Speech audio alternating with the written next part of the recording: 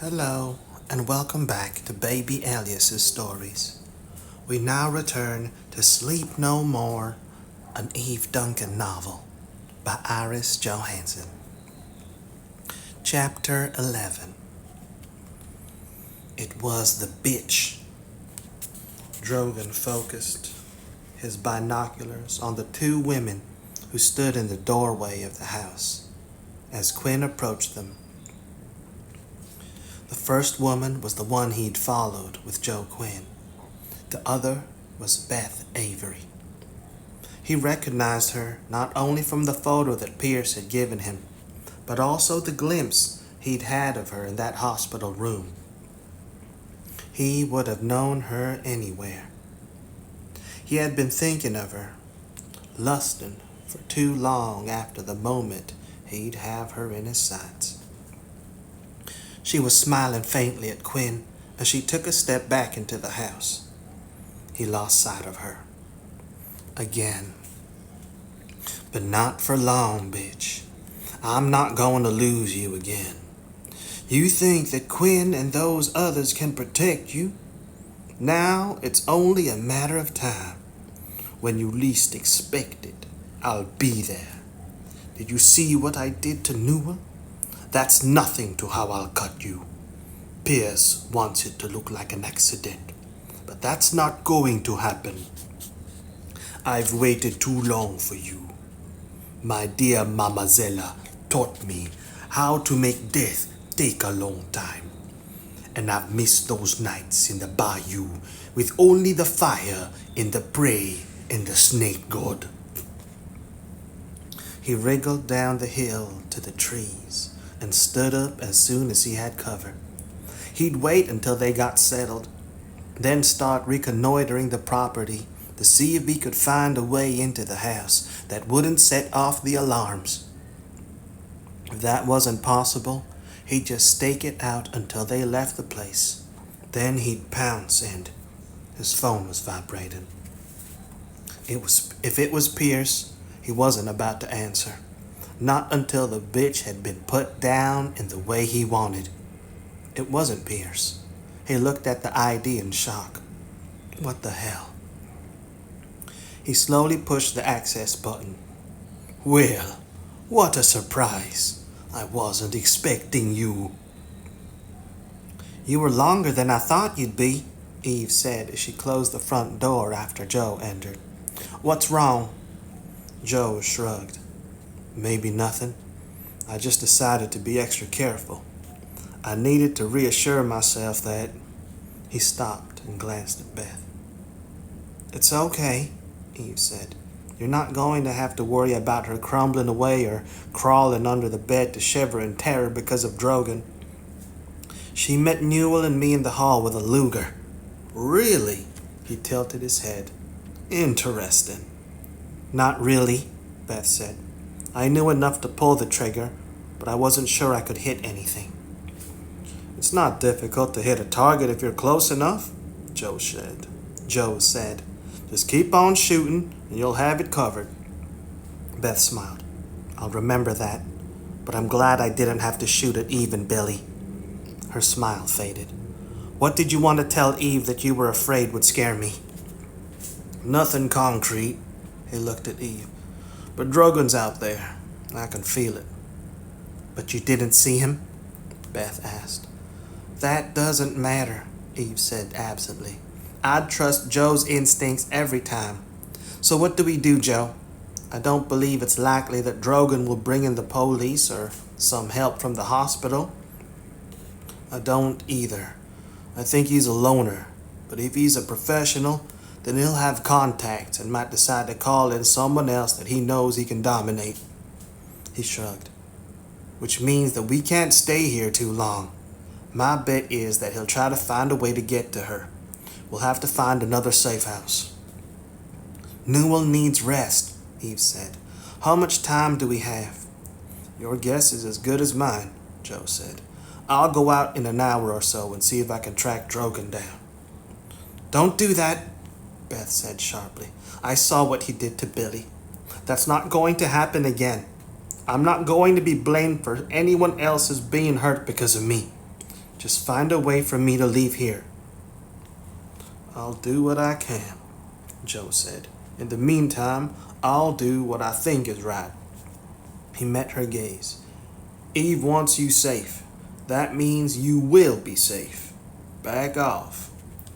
Beth's hands clenched into fists as she stared at him for a moment. Then she turned on her heel and strode down the hall toward the library. Not what I expected, Joe murmured as he watched her disappear.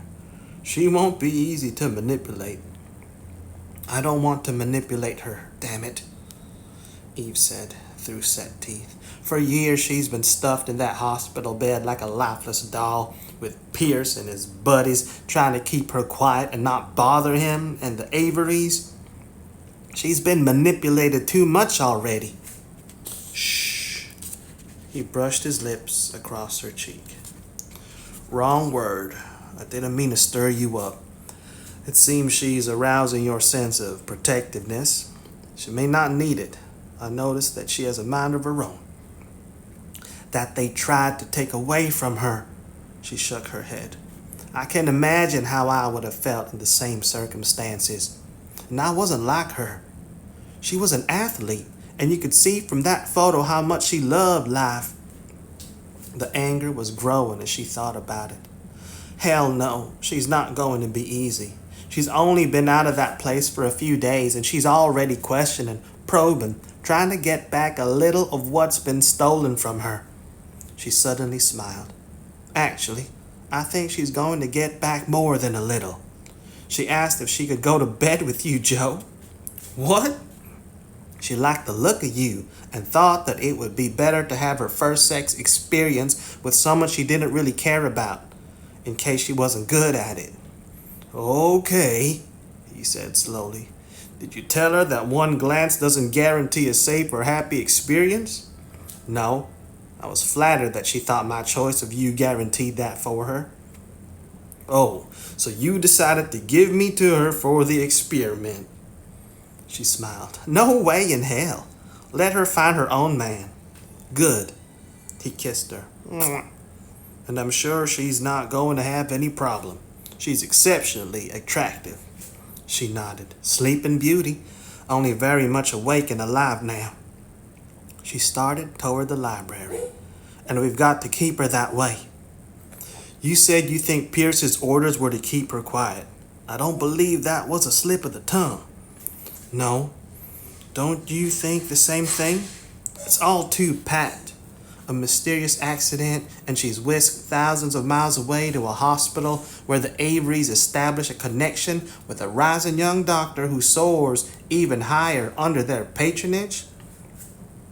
She's kept there for years and virtually buried away from the Averys, the media, and everyone who has ever known her. Then there's the business with Dr. Gelber, another layer in the attempt to silence her. She met Joe's gaze as they paused at the library door. I think she saw something or found out something that made her presence in the Averys' lives very inconvenient. And they chose to send her to that hospital rather than kill her. If what she saw was that dangerous, wouldn't they have wanted a permanent solution? She was an Avery. Family might have made a difference. She frowned. I just don't know. And I don't know what changed that made Beth a luxury they couldn't afford. Why bring in a hired killer after all these years? Then maybe we'd better ask Beth a few questions. Joe stepped aside to let Eve precede him into the room. Not that I have much hope. You think I saw something I shouldn't have seen? Beth asked blankly. What? If we knew that, then we wouldn't be asking you, darling, Eve said dryly. I know you said you had very little memory of the time before the hospital, but I was hoping if you tried. You did say that things were coming back to you? Not about the accident. I guess it was too traumatic for any memories to survive. Or maybe it was just that it was so quick that there isn't a memory. Or maybe it was that all of those logical fine reasons were suggested by Dr. Gelber, Newell said as he lifted his coffee cup to his lips. What about before the accident? You were at a lodge skiing? Yes. My roommate from school, Kara, and I were up in the mountains practicing for the big ski competition. Kara, Joe repeated. I didn't hear any mention of a Kara when I was talking to the people at the lodge about your accident. Only about you, Beth. Then they must have made a mistake. After all, it was a long time ago. Kara was there with me. She stopped hesitating, then said firmly, No, damn it. She was there. I know it. I won't doubt myself. I'm not that person I was in the hospital. Kara Sandler was there with me. Easy, Eve said. We're not suggesting that you're having hallucinations because of the drugs. We're just trying to get to the bottom of this mess. Is that your friend you mentioned to me? No, Kara wasn't a friend, just my roommate. Sometimes I didn't even like her. Was Kara skiing with you that day? No, she thought for a moment. She said that her skis needed waxing, and she'd see me at lunch. I didn't care. I'd rather have skied alone anyway. I'm a better skier than Kara, and I'd have to wait for her. That must be annoying. You must like her more than you said to put up with, Joe said. She's okay, she shrugged. I liked her when she was first assigned to my room, but she was nosy and she kept asking me questions. But I had to put up with it because the school wouldn't let me go anywhere alone. They said it wasn't safe. What kind of questions? Eve asked. All kinds, she said vaguely. About the places I'd visited, what I knew about Rick's mother. Lots of questions about Rick. Rick Avery? Eve paused. Your father? Beth nodded. Only he didn't seem like a father. Other girls' fathers were all boring. Rick was my best friend. Did your best friend ever visit you at the hospital? No, I don't think he did. Then she shook her head. I'd remember if he'd been there, even if my head was messed up from the drugs. I'd remember Rick. Because she loved him, Eve thought, and she saw Beth's glowing expression. That love couldn't have been more evident. What kind of man was this Rick Avery, who could charm Sandra and now his daughter, Beth, into forgiving whatever sins he committed? Stop looking at me like that. Beth's chin lifted defiantly. I know what you're thinking. But if Rick didn't come to see me, he must have had a good reason. Maybe Pierce told him it would be bad for me. I could understand that. Rick would never want to hurt me. I'm not going to argue with you. I don't know Rick Avery, Eve said, and it's natural for a daughter to defend her father. I'm just trying to put the pieces together. Rick Avery may be a very big piece. She paused. You were raised by Robert and Laura Avery until you went to school in Geneva. Did you always think that they were your parents? No, they had the same name, but they told me that I was to call them Aunt Laura and Uncle Robert, since they'd only been hired to take care of me until I was old enough to go to school. She grimaced. They said we should be all grateful to Nelda Avery for being so generous. Were they good to you? They weren't bad to me. They did their duty. It was clear to me even as a little child that I mustn't expect any more than that. Beth shook her head. And I always knew Rick was my father. He'd come to see me and bring me presents and take me to amusement parks.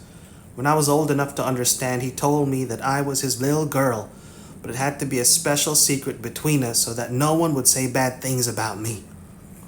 Or about him. He loved me. He protected me. All the other kids at school had parents, but I didn't care.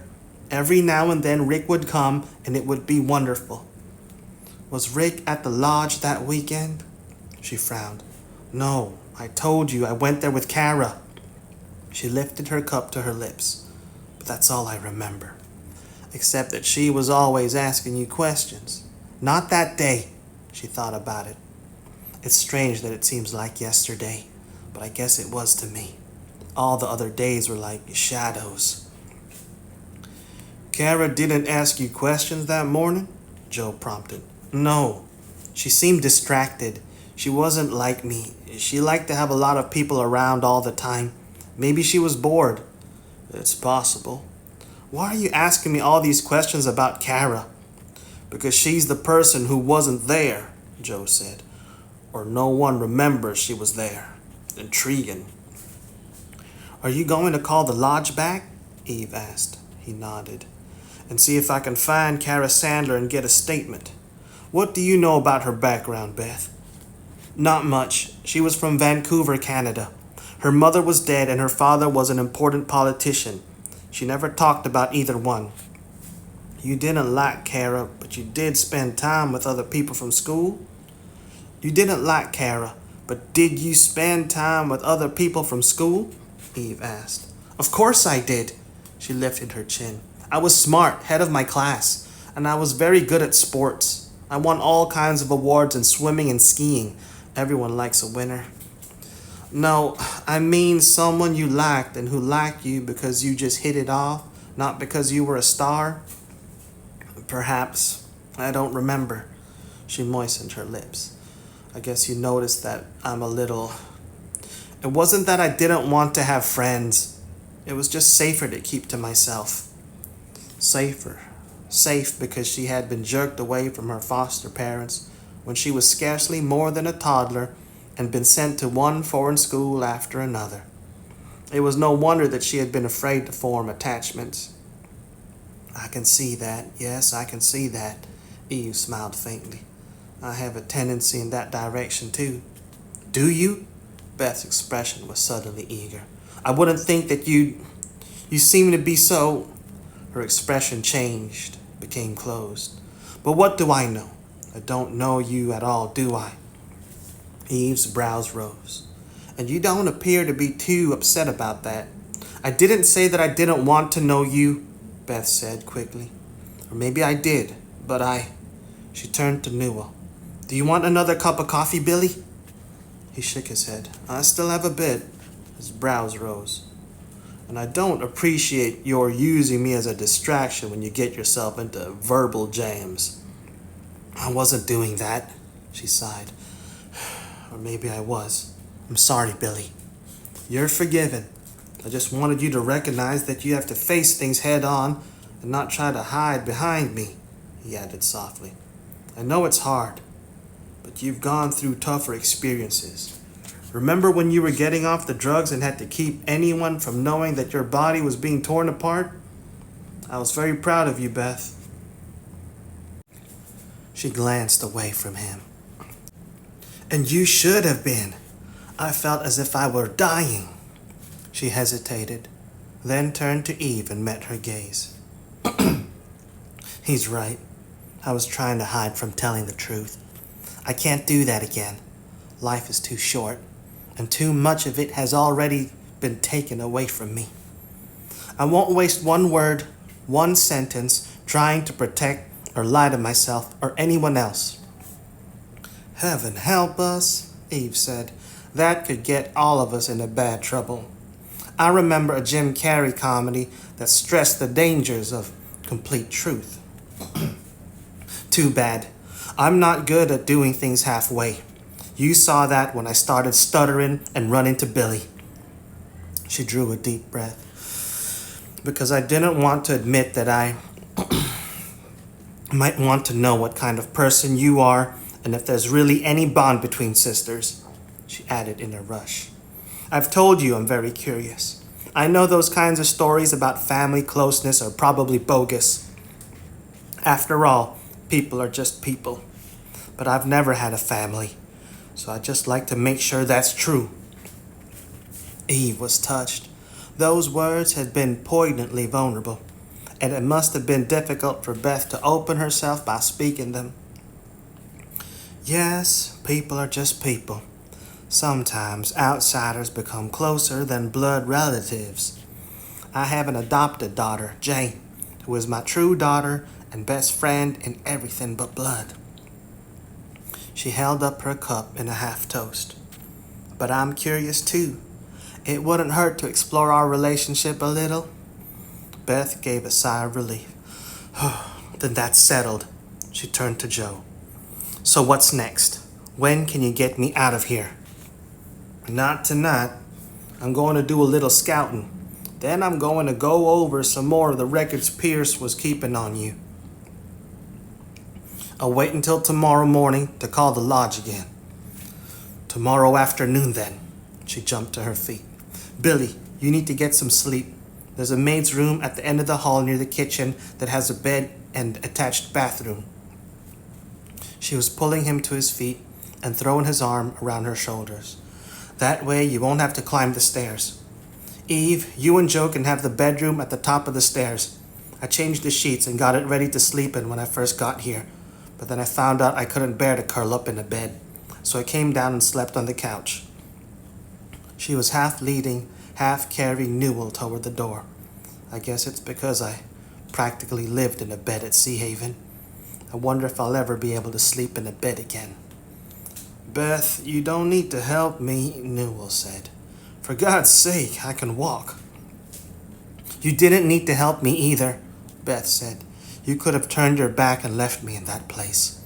Instead, you got me away from Pierce and got yourself chopped up doing it. Now shut up and let me get you to that room. Lean on me. I'm strong, Billy. Yes, you are, he smiled down at her. I knew it the moment I saw you. It was just waiting to come out. I'll help. Joe came and took his other arm. It will be quicker. I didn't notice your being this solicitous after you got me away from the hospital, Newell said dryly. I was on my own. That's what you wanted, Joe said, and I wasn't sure how much of a victim you were. He looked over his shoulder at Eve. Take my computer up to the bedroom, will you? Eve nodded. Be careful out there, Joe. I doubt if Drogon is going to be on the attack unless I get lucky and locate him. His objective is Beth right now. He won't want to scare her off by slitting my throat. That's comforting, Eve said as she started up the stairs. That's a pretty big unless you just threw out. Good night, Beth. Newell. Good night. Beth's voice was surprised, then repeated. Good night, Eve. Why do you sound so startled? Eve asked over her shoulder. They never said good night to me at the hospital. I guess they thought I was so hazy from the drugs that I wouldn't understand it. Or maybe they didn't really consider me a person. I guess I was just a job or someone to. She shook her head as she walked with Billy down the hall. That sounds like whining again, and it's not really important. It's crazy that all the little things are bombarding me. They didn't say goodnight.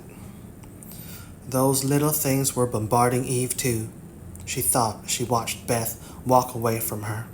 And the bombardment of small slights and sharp pinpricks were causing the anger to begin to build up within her. The loneliness, the neglect, the careless disregard of humanity. She wanted to strike out. Get a grip, as Beth said. This was a small thing in the big picture. Think about those years of captivity and subjugation. Focus the anger on Pierce or that monster Drogon or the Avery family, who seemed to be standing in the shadows, directing the action. Her hand tightened on Joe's computer as she turned and started up the stairs. Not for long. We're going to bring you bastards down. Will you be okay? Beth asked as she opened the door of the maid's bedroom. Do you need me to do anything else, Billy? Hell no. His lips indented at the corners with the faintest touch of amusement. What do you do? What would you do? Undress me and put me to bed? If that's what you need. It's not what I need. He reached out and touched her cheek. I'm doing fine. Stop worrying. Tell her, Quinn. He can take it from this point, Joe said, and you might damage his pride if you carry it any further. Marines tend to be a little touchy in that category. Beth frowned. Marines? You didn't know Newell was in the Marines? No, I didn't know. He didn't tell me. It wasn't important. Newell gave her a little push and went into the bedroom. I'll see you in the morning. If you need me, come and get me. I'll be fine after a couple hours sleep. Don't you go too far away from the house, Quinn. She's more important than taking down Drogan. The door closed behind him. Beth hesitated, staring at the panels of the door. He'll be fine, Beth, Joe said. You can't do anything more for him. Now go and get some rest yourself. He turned toward the door. But first, walk with me to the door and give me the security code so that I don't have to disturb anyone when I need to come back in. It won't disturb me. She turned and walked beside him toward the front door. I don't sleep well anyway. Maybe I got too much rest during the last years. Somehow, I don't think that would have anything to do with it. You're probably straightened out once your body adjusts to the new rhythm. You'll probably straighten out once your body adjusts to the new rhythm. She shrugged. It doesn't matter. I don't seem to be tired, and that means I can do more. More what?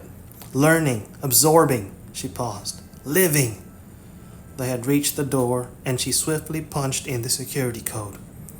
It's a sequence of 8 numbers starting with 2 and counting with 3, 6, 11, 4, 9, 14, 1. Her eyes widened. You remember that from my entering it just one time? No, I caught the last 4 numbers when you set the code when I came into the house. I only had to concentrate on the first 4. You have a good memory. Training, he smiled. And concentration. Concentration is very valuable. Remind me to tell you someday about a lady who has recently reinforced just how valuable to both Eve and me. He opened the door, set the security panel behind me. Good night, Beth.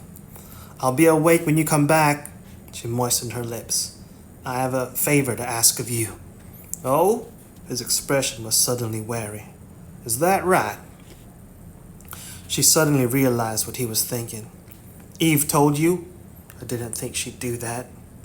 She threw back her head and laughed. You shouldn't jump to conclusions, and there's no reason for you to be uneasy. It wasn't anything personal. I'd think that the proposition was intensely personal, at least to me. He tilted his head. And I believe you and Eve have already discussed this. Why bring it up again? I told you not to jump to conclusions. She made a dismissing gesture. I gave that idea up when it seemed to disturb her. I just thought it would save me time and trouble. From what I remember, everyone said most guys don't care who they screw. I'm not most guys, he said. So what is this favor? I want you to tell me about Eve, she said. I want to know everything about her. I figure that you'd know more than anyone else since you're lovers. Why don't you ask her? She wouldn't tell me everything. There are things she wouldn't consider important. A person looking from a distance sees a different picture. She paused, then said haltingly, I've never had a family. Rick is more my friend than family. I kept telling myself when I was growing up that I didn't need anyone but myself. That I'd just be fine as long as I worked hard and made sure I was the best at everything. Everyone likes a winner? Joe quoted her words. Yeah, but I'm beginning to feel different. If I was wrong, then Eve could be important to me. I don't want to blow it. She's not like me, whose life just stopped. She's been out in the world. She stopped, thinking about it.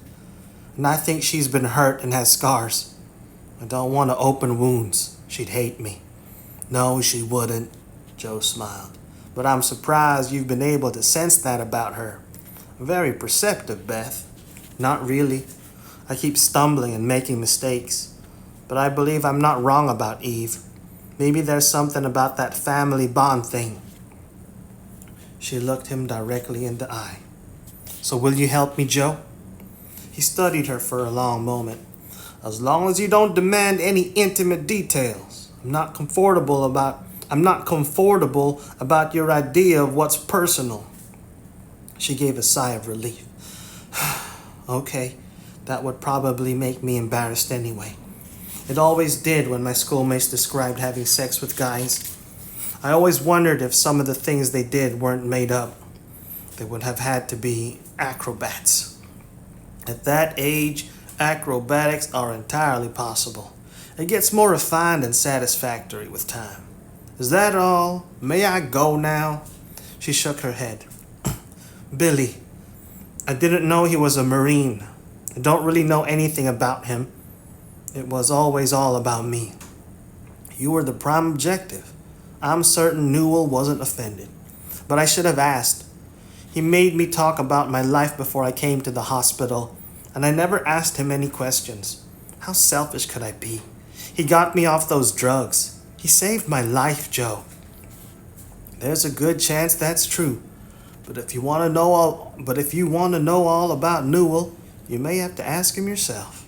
I can only give you the bare bones, and I think some of his dossier was probably doctored to keep Pierce from knowing that he was being investigated. Then give me the bare bones. I'll work it out from there. She paused. And I want to know about you too, Joe. You're important to Eve. She frowned. That didn't sound right. It's not that you're not important in your own right. You seem to be very formidable. Enough. He made a face. I'm getting out of here before you add anyone else to the list. I don't know anyone else. You did it again. You managed to disarm me just when I was becoming pissed off at you. He started across the courtyard. Go back to the library. I'll face your interrogation after I expend some energy trying to track Drogan. Beth watched until he disappeared into the trees to the side of the courtyard before shutting the door. He was moving swiftly, and there was a sleek litheness to his carriage, a leashed eagerness. A man on the hunt. No fear, no hesitation. He couldn't wait to track down Drogan. He was a police detective, but there was no cool, analytic demeanor. She suddenly shivered as she realized that he appeared more deadly and dangerous than Drogan. She was learning more about him by watching him during these moments than she probably would by anything he would tell her. He would be like Eve and not be able or willing to share the view from the horizon. She would just have to put the pieces together and figure out how she could deal with them. But that instant when she'd realized how dangerous Joe Quinn could be had disconcerted her. If he was deadly toward Drogan, could he also be a threat to Eve? How did Beth know who was good or bad? How did Beth know who was bad or good?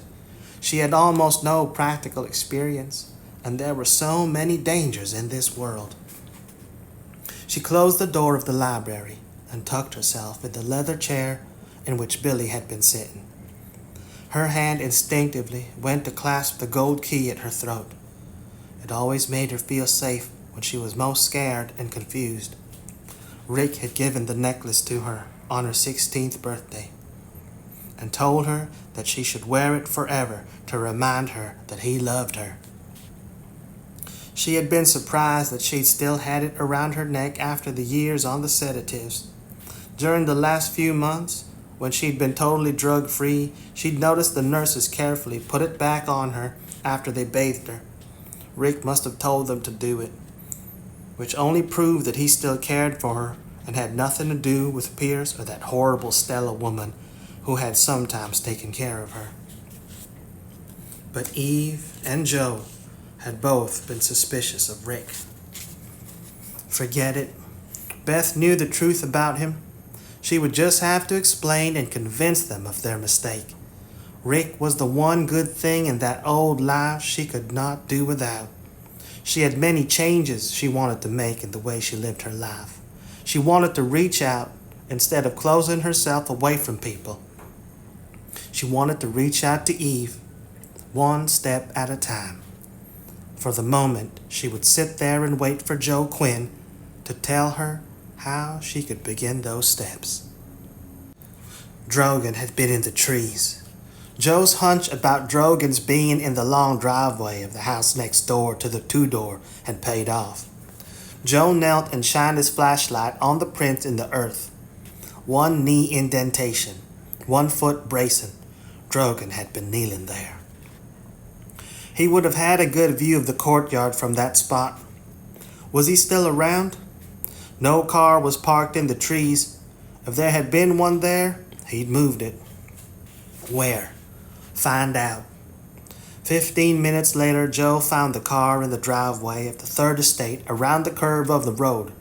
A red Lamborghini was in the driveway, but in the trees to the left was parked a tan Toyota rental car with plates from a dealer in Santa Barbara. He glided forward. No one in the driver's seat. Get inside the car and see if he could find any papers or evidence that would link. The red Lamborghini roared to life and was barreling toward him. A bullet creased Joe's cheek, and the car clipped his hip as he jumped to the side. Pain. Ignore it. He drew his .38 and fired off a shot that smashed the sports car's side mirror and ricocheted to hit Drogan's hand on the steering wheel. Joe heard a spate of curses, then a bullet struck the ground next to him. He rolled to the passenger side behind the protection of the Toyota. But Drogan had already reached the road, and the sports car was screeching around the bend. And the lights were coming on in the house behind him, damn it. The last thing Joe needed was to be found on the property and accused of being a car thief. He got to his feet and limped into the trees. It wasn't likely that they'd be searching for the man who had stolen that Lamborghini to be on foot. But he had to get back to the house before there was an uproar in the neighborhood. The owners would report the theft to the police, and they'd be out to intercept Drogan. But Drogan wouldn't risk being picked up. He'd abandoned that car as soon as he could, and he no longer had his own rental to fall back on. Joe had come close to nailing that bastard, and he was mad as hell that he'd blown it. But there were a few good results from a lousy evening. Drogan had a bullet in his hand, no car, and was in no position to go after Beth Avery at the moment. And he'd bet that Drogan was going to be even more angry than Joe as he tried desperately to get away and cover his tracks. He was going to kill Quinn. Drogan clutched the steering wheel while he tried to wrap his handkerchief around the bloody thumb with the other. He'd probably lose the thumb if he couldn't get to a doctor in time. His teeth clenched as he tied the handkerchief above the wound. Son of a bitch, son of a bitch, son of a bitch. He had to get out of this car. He couldn't risk driving it any longer. This was a high security area, and highway patrol would be breathing down his neck within minutes. The Lamborghini would be as noticeable as a flashing red light. Get rid of the car. Find some schmuck and force him to take him to a doctor. Then find a way to get back here before Quinn took off with Beth Avery. And find the most painful way on the face of the earth to kill the bastard. Destroy everything and everyone he cared about before his eyes. Then take his time killing Quinn himself. Before it had been just a question of eliminating a cop who had gotten in his way, annoying but not particularly important. But now it was very important. Now it was almost as important as killing Beth Avery. And the woman who had been with Quinn at the house, he'd taken a photo of her earlier in the evening and been going to transmit it to Pierce for him to attempt an ID. Do you sleep with her, Quinn? Too bad. You'd better get used to sleeping alone for the little time you have left.